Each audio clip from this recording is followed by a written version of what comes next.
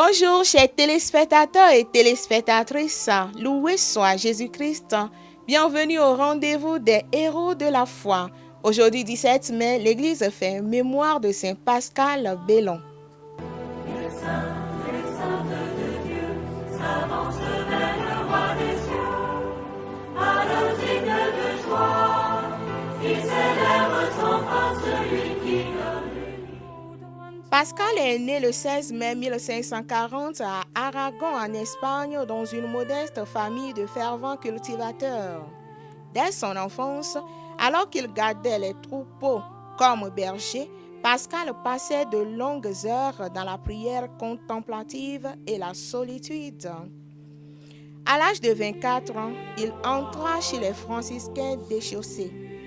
Il mena au couvent une vie d'austérité, d'obéissance et surtout d'une immense piété envers l'Eucharistie, passant des nuits entières en extase devant le Saint-Sacrement.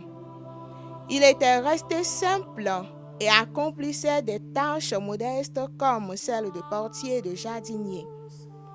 Malgré son manque d'instruction, il reçut une profonde science mystique et possédait une clarté théologique infuse qui dépassait celle des plus grands savants de son temps. Le 17 mai 1592, à la fête de la Pentecôte, il mourut paisiblement juste après avoir communié. Pendant sa messe de requiem, au moment de l'élévation de l'hostie et du calice, il a ouvert les yeux 2 fois pour adorer une dernière fois le Saint-Sacrement avant de les refermer. Le 16 octobre 1690, Pascal Bellon fut canonisé et proclamé séraphin de l'Eucharistie. Le 16 octobre 1690, Pascal Bellon fut canonisé et proclamé séraphin de l'Eucharistie par le pape Léon XIII à travers ses ouvrages. Saint Pascal Bellon est le saint patron des congrès et des œuvres eucharistiques.